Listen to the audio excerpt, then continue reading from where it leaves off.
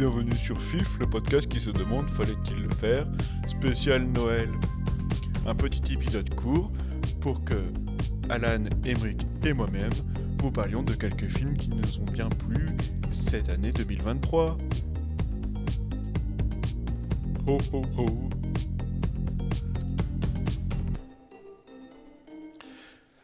Bonjour Emric. Bonjour Julien. Bonjour Alan. Bonjour Père Noël. Et bonjour à toi, petit auditeur de cette fin d'année.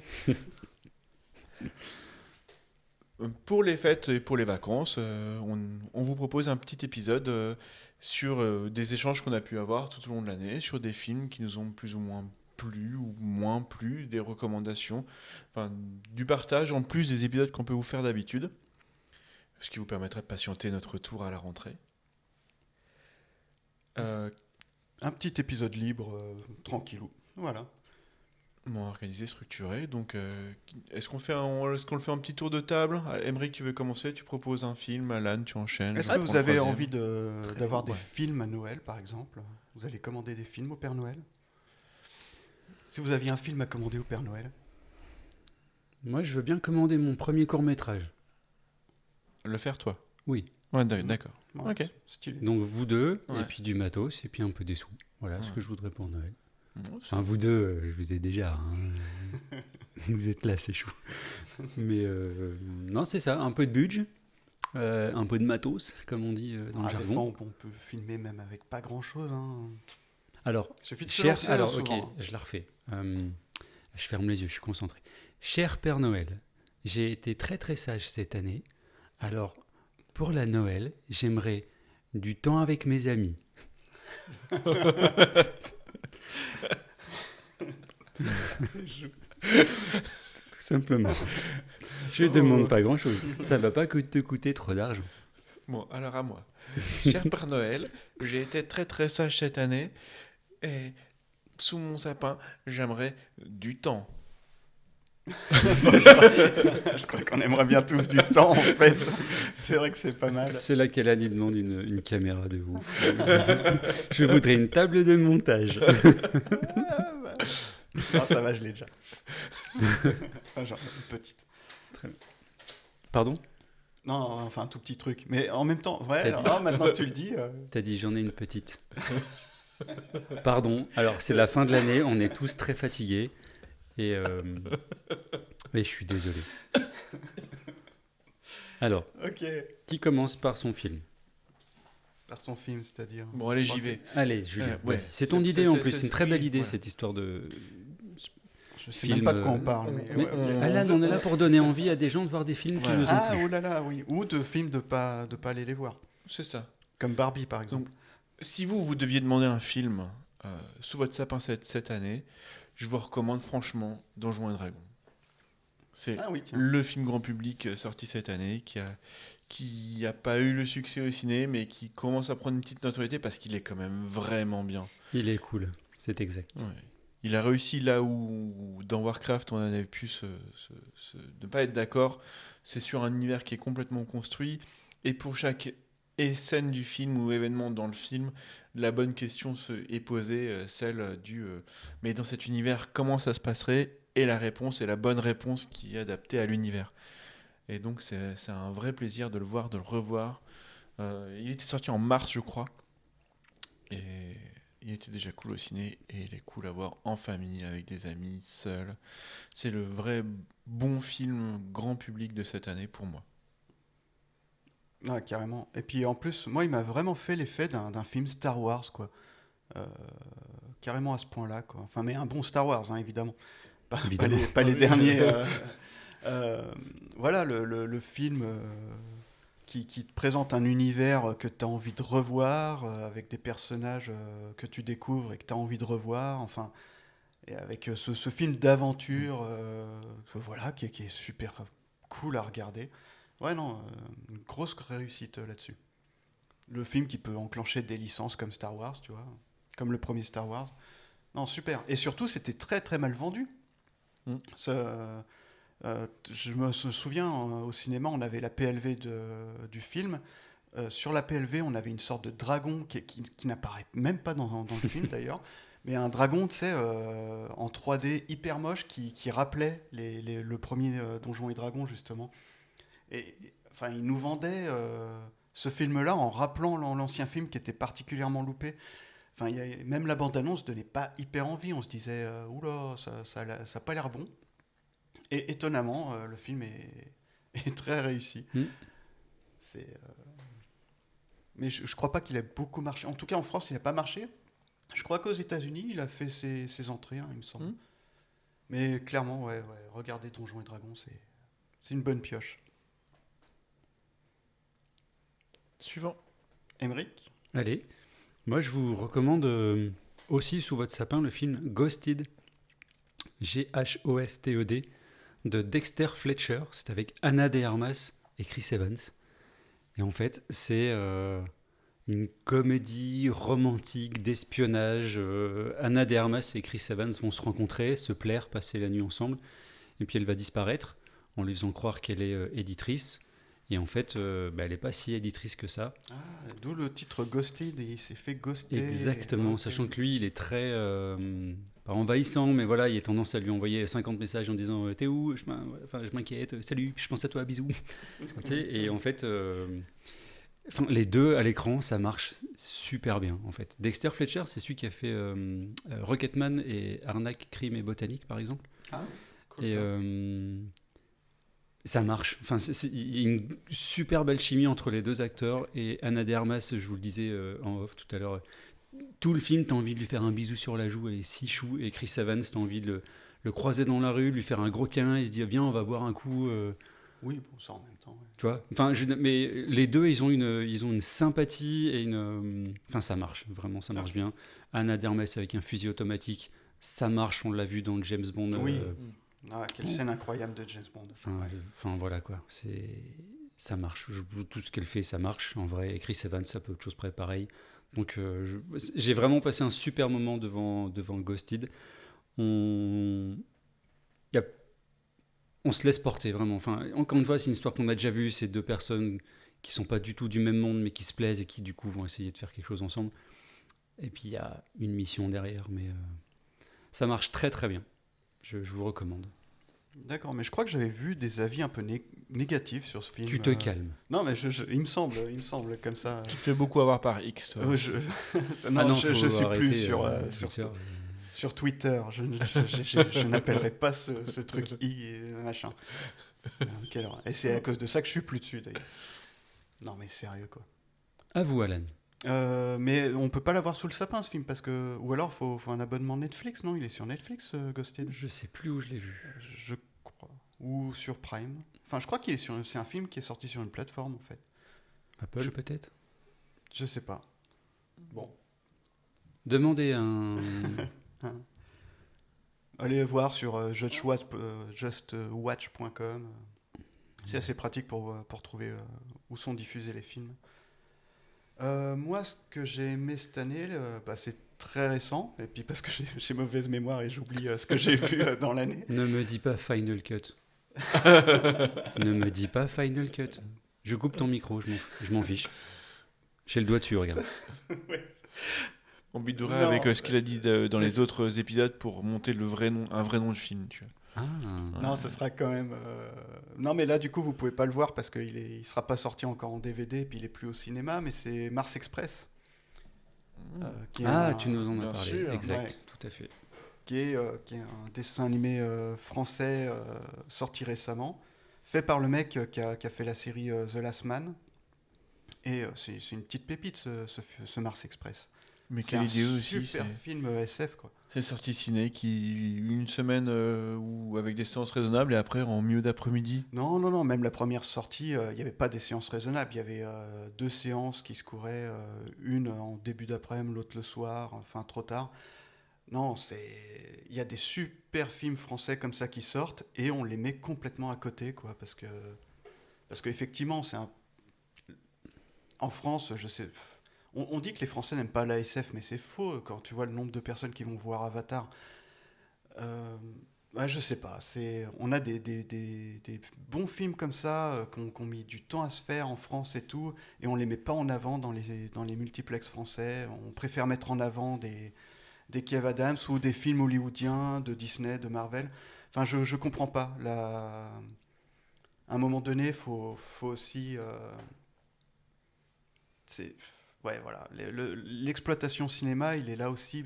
C'est à eux aussi de montrer ce qui est bien au public et de créer son public. Enfin, je sais pas. Il y a vraiment quelque chose à travailler là-dessus, je trouve, en termes d'exploitation. Après, les exploitants essayent de s'en sortir comme ils peuvent. C'est vrai que c'est pas évident en ce moment. Voilà, donc ils essayent de marcher avec les films qui peuvent faire des entrées. Mais si tu...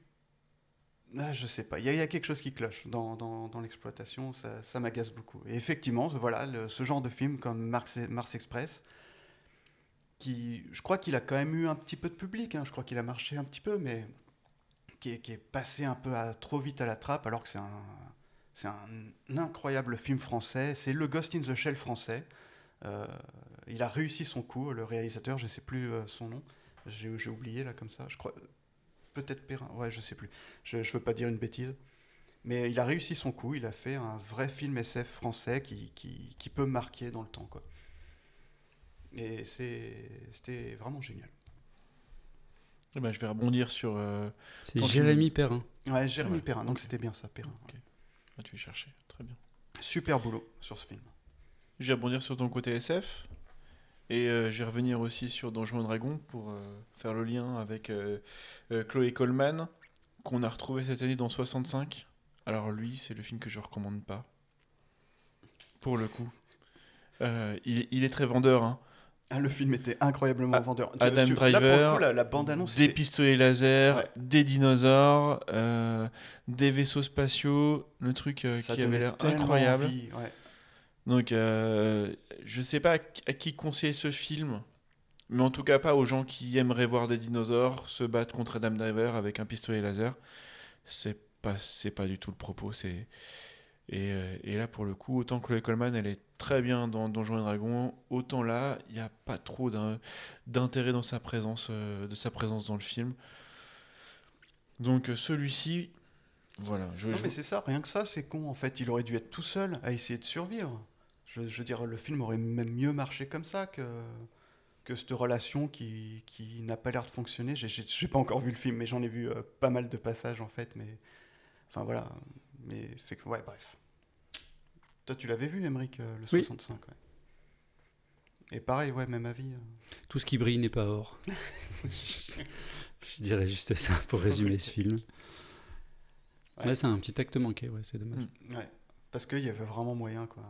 Enfin, Allier la SF avec des dinosaures, enfin, oui, le avoir pire, un c'est que mec avec un super gun. Il est trop Mais, bien son gun en plus. mais l'histoire est pas mal en vrai. C'est juste que c'est vraiment dommage. Tu sais, c'est comme si tu allais dans un resto 4 étoiles et on te sert un truc que tu pourrais faire toi en fait. Et c'est dommage parce que sur le papier, il y avait tout Mm. pour que ça donne un truc super. L'histoire en elle-même, encore une fois, elle est pas mal, hein, l'histoire. Mais elle est dans un écrin qui aurait pu qui aurait pu donner quelque chose de 3 fois, 15 fois, 1000 fois mieux, quoi. Spielberg nous avait déjà sorti quelque chose de similaire. Jurassic Park. Non, une série. Alors j'essaie de me rappeler enfin de me souvenir du nom, j'ai oublié. Mais de ces humains du futur qui inventent une machine à remonter le temps et qui envoient des gens dans le passé pour exploiter l'énergie et les ressources pour les renvoyer dans le futur. Et donc c'est le futur qui arrive dans le passé, qui se combat contre des dinosaures. Ah ouais, je connais pas cette série, ça a l'air super intéressant. En plus, Ouais. ça me fait penser à un jeu de société que j'aime bien, Anachronie, où tu envoies les ressources, justement, tu prends des ressources du futur, il faut les rembourser après. Ouais, voilà. Terra Nova. Terra Nova, merci. Cool, ok. J'ai pas de Je mérite, regarde hein, ça. j'ai regardé sur les internets. Je ne l'ai pas vu. À toi. Donc tu ne recommandes pas 65. Donc voilà, ne vous faites Ok. pas voir par l'écran, comme tu dis, brillant, doré. Et... Ok. Alors moi je vous recommande, c'est sur Netflix. Ça s'appelle Aka, AKA, pour As Known As, qui est l'équivalent anglais de Alias. Donc Alan alias le président. C'est un film français de Morgan S. Dalibert, écrit par lui et Alban Lenoir. Fantastique Alban Lenoir. qui joue dedans, en fait. Il joue le rôle principal. Et en fait, c'est un ado au passé vraiment très très violent qui a été recruté par le gouvernement français, mis dans la Légion pour être formé euh, à tout, en fait, et qui du coup travaille pour le gouvernement et qui fait un peu les basses besognes du gouvernement. Enfin, c'est un peu il est un peu le Belmondo, tu sais, dans Le Professionnel. Oui. Un peu le Jos Beaumont dans ce film. Et ce film, il est incroyable. Il est maîtrisé de la première à la dernière seconde. Tout le monde est très intelligent là-dedans. Tout le monde a une vraie motivation de faire ce qu'il fait. C'est des acteurs incroyables. Eric Cantona, il est bouleversant. Alban Lenoir, il est parfait, mais j'ai envie de dire comme d'habitude. C'est l'histoire d'un Ça flic. devient ton statam français, en fait, du coup. Alban Je me Lenoir. rends compte, là. Du coup. Ouais. Non, mais j'aime beaucoup ce garçon. Non, Ouais. mais j'adore ce qu'il fait. Et en fait, il met beaucoup de cœur à chaque fois dans ce qu'il fait. Et du coup, ça transparaît. Ce film, il a mis 14 ou 15 ans à être monté, à être fait. Il y a une quinzaine d'années, ils ont fait une première version. Ils ont même fait un teaser ou un trailer pour ce film, qui n'était pas du tout maîtrisé. Hein. Enfin, ils le disent eux-mêmes. Hein. Ils disent non, on était surtout pas prêts. Je comprends que personne ait voulu acheter ça. Et puis voilà, Dalibert d'un côté, Alban Lenoir de l'autre, ils ont fait leur bonhomme de chemin. Ça fait plusieurs, je crois que c'est 20 ans qu'ils se connaissent, tu vois. Et en fait, ils le disent quand ils en parlent. Une fois par an, on se voit et on se dit bon, quand est-ce qu'on s'y remet pour Aka? Et en fait, ben voilà, ça a pris le temps que ça a pris. Et puis, et en fait, ça donne une pépite. Mais vraiment, ce sont les mots d'Alban Lenoir quand il dit je me suis créé un rôle qu'on m'aurait jamais donné en France. Et effectivement, ce film, il fait l'apologie de rien, mais il ne laisse rien passer. Un coup, c'est un coup. Une balle, c'est une balle. Et une émotion, c'est une émotion. Quoi. Il y a tout paraît si vrai là-dedans. Tu es au cœur de l'histoire. Et c'est servi par des acteurs incroyables. Une histoire qui est superbe. À un moment où tu te dis « Ah non, s'il vous plaît, allez pas là-dedans », eh ben, ils n'y vont pas, en fait. Mais ils n'y vont pas. T'espérais qu'ils n'y aillent pas, ils n'y vont pas. Et en fait, ça te surprend quand même. Ça te surprend en bien. Et tu dis « Oh putain ». Et en fait, t'es pris quand même aux tripes. Donc, je n'ai que des louanges pour ce film et pour tous les gens impliqués là-dedans. C'est incroyablement bien monté, t'as un rythme incroyable, t'as une histoire, et dans cette histoire arrive une autre histoire, et dans cette histoire qui arrive dans une histoire, t'as encore une troisième histoire. Et tu te dis, mais les gars, c'est trop en fait. C'est trop, au bout d'un moment, vous allez perdre quelqu'un. Et ben en fait, tout se raccroche, tout a une résolution, chaque arc narratif a une fin, en tout cas une résolution, et c'est brillant. Donc, sous le sapin, commandez-vous une box Netflix, et regardez Aka, de Morgane Dalibert et Alban Lenoir. Cool. Et déjà, enfin voilà, ils avaient déjà fait un très très bon boulot sur Balles perdues, qui était sorti sur Netflix et tout, et ce genre de film qui n'a pu apparaître que sur Netflix et pas au cinéma, et ça c'est encore un truc qui m'agace énormément. C'est dommage parce que Aka au cinéma, je vais vous dire... Bah, même Balles perdues, hein, le premier Balles perdues, alors il manquait un petit peu de budget, mais il était vraiment pas dégueu. Le 2, je le trouve un peu moins bien, je sais pas si vous avez vu, mais enfin il se laisse regarder quand même, hein, c'est agréable, mais le 2, il manque un petit quelque chose. Mais voilà, le premier Balles perdues, enfin, c'était déjà une très très bonne surprise. Mais j'ai pas encore vu Aka, mais ouais, va falloir que je m'y mette. Il est très impressionnant, impressionnant de maîtrise et de justesse. En tout cas, tu le vends très très bien. C'est fou. Merci. Et puis merci aux gens qui arrivent un peu aux gens français là, qui arrivent un peu à faire ce genre de film. Ça fait du bien. Moi. J'ai pas d'autres je sais pas. Je vous dis, je me souviens pas beaucoup des films. J'ai pas vu grand chose en fait au final cette année, mis à part les films dont on discute dans le podcast. Enfin, si, j'ai vu plusieurs trucs, mais je me souviens pas. J'ai pas un suivi, je me prends pas des petites notes, puis après j'oublie. Je peux déconseiller Avatar 2. On peut. Même si. Il était en début d'année en fait, Avatar 2. Alors, je dis ça, et puis il a un peu sauvé le ciné, hein, mine de rien. Parce que donc, je vous rappelle que je bosse au cinéma. Et Avatar 2, il nous a ramené du monde alors qu'on commençait vraiment à se demander où étaient passés les gens, quoi. Et depuis Avatar 2, ça va un petit peu mieux. C'est pas encore la folie, mais ça va mieux. Donc merci Avatar. Donc, rien que pour ça, il fallait faire. Ouais, rien que pour ça, il fallait peut-être le faire. Mais j'ai essayé de me revoir Avatar 2 plusieurs fois et je bloque à chaque fois où ils arrivent dans le truc de l'eau. Enfin, la construction narrative du film a un vrai souci. Et mettre autant de temps à faire ce film pour... non, je peux pas je peux pas le sauver narrativement, c'est pas possible. Il, y a- il me pose beaucoup trop de soucis là-dessus. Techniquement, il est incroyable, notamment les mélanges entre humain et avatar, notamment avec ce personnage de Spider. Enfin, il y a des plans qui mélangent humain, avatar avec de l'eau, et l'eau réagit de la même façon avec les deux personnages. Enfin, techniquement, c'est complètement ouf ce genre de plan, mais voilà, narrativement, il y a vraiment des gros soucis, quoi.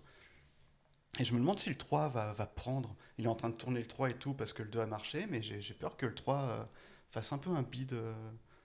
On verra. Et après, on se dit toujours ça avec Cameron et puis il arrive toujours à faire quelque chose. Non, je sais pas. Sinon, j'ai vu. Je parle de deux films. Non, tant pis, Julien. Tant pis pour toi. Oui, Julien, tant pis. Il y avait Ouais, c'est ça. Tortue Ninja qui était pas mal cette année. Du coup, je repensais à celui-là. Ah, Du coup, je parle l'animé surtout de films d'animation en fait. L'animé, oui. Ouais, de Seth Green, je crois. J'ai bien aimé. Il révolutionne pas tout, mais il avait pas mal de bons aspects celui-là. Mais c'est un film qui pourrait aller dans le. Fallait-il le faire d'ailleurs. Mais j'ai bien aimé quand même. Non, je sais pas. Ouais, j'ai pas d'autres trucs qui me reviennent. À toi, Julien. Bim, comme ça, tu me le passes Ouais, la ouais, parole. hop, je te passe la balle. La patate chaude. En vrai, j'ai même pas sur Tortue Ninja, mais c'est bon, c'est très bien. Dernier film pour moi, du coup, ce sera une très chaleureuse recommandation. Sorti en fin d'année, donc peut-être plus difficile aussi à trouver à mettre sous le sapin, mais en tout cas à voir dès sa sortie. C'est Banel et Adama de Rama Toulessi, donc une réalisatrice franco-sénégalaise qui a tourné son film au Sénégal qu'avec des acteurs non professionnels. Euh, pas forcément par choix, mais parce qu'elle ne trouvait pas les acteurs qu'elle voulait ici en France. Donc on est dans un petit village sénégalais, perdu au fin fond du désert.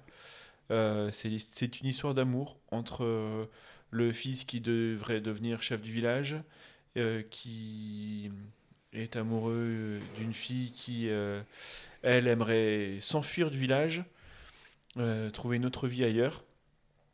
Et on a euh, les thématiques de l'amour fou, au sens littéral du terme, qui amène sur des décisions irrationnelles. Euh, et elle est sur un. Enfin, la réalisatrice, elle est vraiment sur un fil avec une intervention divine euh, en fond. En gros, c'est tout ce qu'a essayé de faire chez Yamalan ces dernières années où on est un peu mitigé, mais qui est incroyablement bien réussi sur ce film-là. De cette fine limite entre les croyances et la réalité, le hasard le hasard et le divin, euh, avec énormément de plans qui sont pas juste des plans. Enfin, c'est vraiment. On n'est pas sur un film, comment dire, du quotidien. Donc c'est pas filmer des gens dans des huttes juste pour les filmer. Elle a une vraie recherche des plans, du cadre, euh, de transmettre des émotions et de ce qui est en train de se passer dans la tête de ces personnages via des cadres qui ont rien de naturel. Du coup, les personnages sont placés d'une certaine façon vraiment pour transmettre le message et pas représenter leur quotidien. Mais c'est ce que j'attends d'un film aussi, c'est que tout ce qui va être visuel va t'apporter quelque chose. Et on tombe dans la folie avec Banel. On s'attache à Adama qui se retrouve coincé entre son amour pour Banel et le poids des traditions. C'est passionnant. C'est un film qui commence doucement, comme beaucoup de ces films, à la limite du fantastique, et qui te prend et qui t'embarque pour un climax qui est incroyable. Donc, je pense que c'est mon meilleur, enfin, c'est le meilleur moment que j'ai pu passer au cinéma de l'année. Je recommandais chaudement. Dis donc. Cool. C'est Ouais. c'est noté. Un dernier? Un dernier. Alors, grand écart complet, Julien, désolé, par rapport à Banel et Adama, mais c'est Ghostbusters Legacy, ouais, que j'ai vu, que j'ai revu récemment et j'ai pris un plaisir incroyable. Euh, Deux personnes en particulier. Carrie Coon qui joue la fille de Egon Spengler, du coup. Cally Spengler, qui est. Elle allume, Ouais, elle a un elle avenir allume l'écran. incroyable. Ouais. Elle allume l'écran. Et depuis que je l'ai vue dans la saison 3 de Fargo, enfin voilà, ça, Carrie Coon à l'écran, ça marche. Effectivement, comme tu disais justement, Julien, dans nos échanges, elle n'a pas forcément le personnage le plus sympathique. Mais en même temps, on comprend pourquoi elle est comme ça, même si elle est peut-être un peu trop. Mais en tout cas, ça passe parce que c'est elle. Et, le deuxième, c'est Makina Grace. Ah, on qui parlait joue- pas de la petite fille en fait. Non, non, Non, Carrie c'est- Coon, c'est la ouais, maman. Du coup, oui. non, mais moi, celle que je dis qu'elle a un avenir incroyable, c'est la petite fille. Hein. La gamine, mais elle est elle fantastique. est fantastique. Ouais. Mais Ouais. vraiment, elle pète l'écran à chaque fois. Chaque scène, c'est un regard, c'est une mimique, c'est un petit sourire qui a pas l'air d'être un sourire. Elle a un timing de comédie qui est prodigieux, vraiment.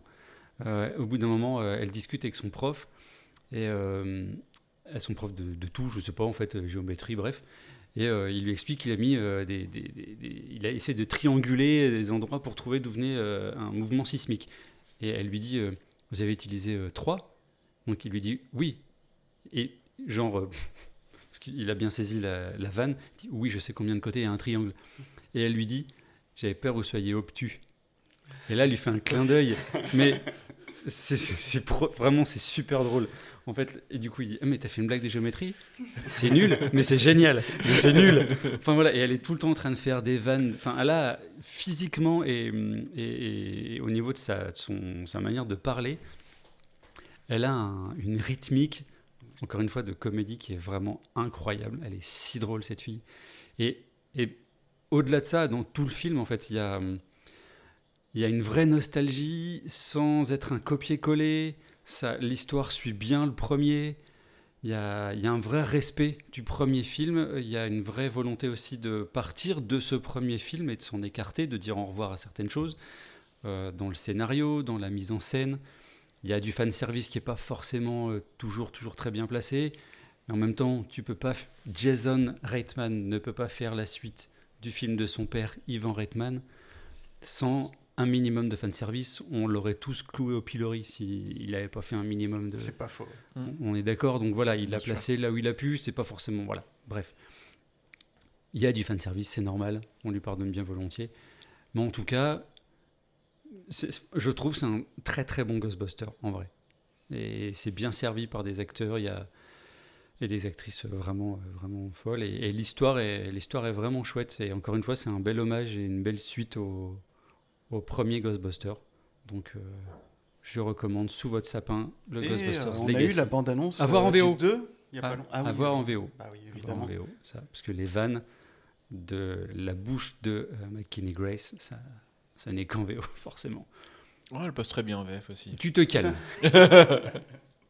D'ailleurs, t'as fait la réplique en VF. Hein. C'est pour vous, les gars.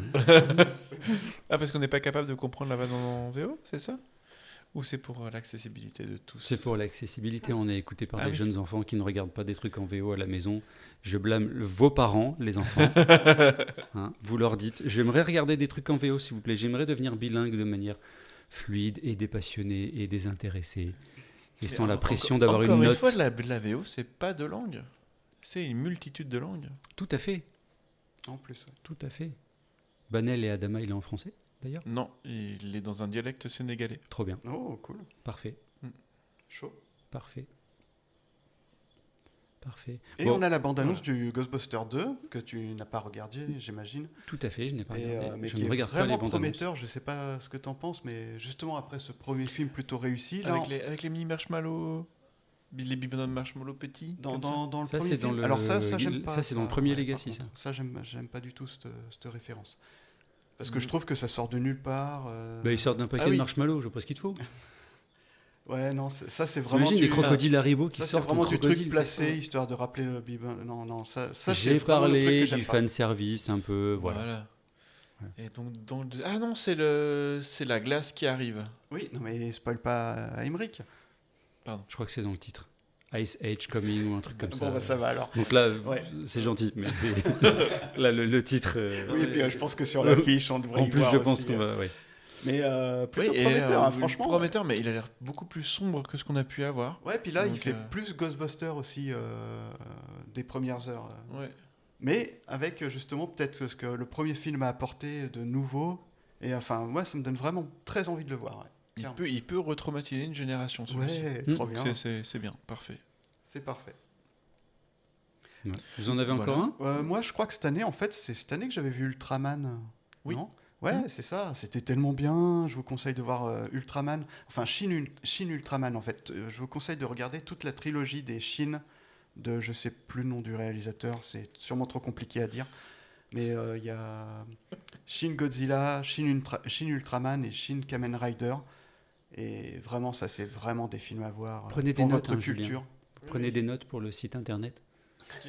Tu veux que je note qu'il ne se rappelle plus du nom du réalisateur? C'est exact. Ouais, voilà, c'est ça. Mais voilà, et Shin Ultraman, il est assez particulier à regarder, mais quelle réussite! Ultraman, en fait, c'est un personnage, c'est très très proche d'un personnage de Superman. Et c'est pareil, c'est un personnage qui est surpuissant, qui est presque imbattable. Et comment faire un bon scénario avec ça? Et Shin Ultraman y arrive en fait. Et pourtant, en plus, il reprend la formule sérielle dans un film, mais pourtant toute la structure se tient en tant que film lui-même. C'est vraiment, c'est à regarder rien que pour ça, rien que pour cette structure et la manière dont ça marche et tout. Le film est un petit peu, par contre, trépidant. Il peut être un petit peu fatigant à regarder, mais il est fascinant à analyser dans la manière dont c'est raconté, quoi. J'adore. Voilà, donc celui-là, ouais, je le conseillerais facilement. Et puis Shin Godzilla, évidemment. Et si vous arrivez à voir Godzilla Minus One, parce qu'il est difficile à voir en ce moment, il est sorti un peu au ciné, mais malheureusement, il n'est pas sorti partout. J'arrête pas de râler sur les sorties ciné pour cet épisode. Que dans les cinémas Bah voilà, Gaumont et si j'ai sur un une durée souhait limitée. à Ouais. faire pour l'année prochaine, là, moi, j'aimerais que les exploitants ciné sortent. C'est des films qui sont bons comme ça et qui passent complètement à la trappe. Mais là, pour le coup, c'est le distributeur qui a bloqué la diffusion, enfin qui a limité la diffusion Ouais, en France. apparemment, mais Donc, je pense que dans tous les cas, il a voulu en faire une sortie événement, il a eu raison. Du coup, l'événement, c'est que Pathé qui l'a eu, du coup, je crois. Gaumont, ouais. Gaumont, c'est que Gaumont qui l'a eu. On peut faire une sortie juste événementielle de ce film-là, mais ouais, enfin, faites-le partout, je sais pas. Et à côté de ça, en même temps qu'il y a Minus One, on a la bande-annonce de Godzilla versus King Kong, là, le prochain qui va sortir. Et c'est catastrophique, alors que le Godzilla Minus One, il a l'air fantastique. Mais les gens iront voir le film tout pourrave, là, alors qu'ils vont pas voir un vrai Godzilla. Bref, ça m'énerve. Ça m'énerve beaucoup. On sent que ça te touche. Ça, oui, ça me touche. Voilà. Eh ben super, ça vous fait plein d'idées à mettre sous le sapin. On récapitule Ok, très bien. Alors, sans vouloir vous commander. Mars Express, mais vous pourrez pas le mettre sous le sapin. Bah, il est pas encore en DVD. Donjons et Dragons, à ne pas manquer. Ghosted. Ultraman, si vous arrivez à le trouver, parce que c'est pareil, c'est pas forcément évident à trouver. Banel et Adama, disponible dans pas très long. Aka sur Netflix. Bravo, toi tu proposes que des films streaming en fait. Et le cinéma là-dedans, Emmerich, un effort. Non, mais Ghostbusters Legacy, il est trouvable Ah oui, Ghostbusters Legacy, en voilà. Blu-ray et DVD. Ghostbusters Legacy, c'est... Non, mais comme quoi les plateformes arrivent quand même à sortir quelques bonnes petites perles. Et justement, ils arrivent aussi à avoir des films.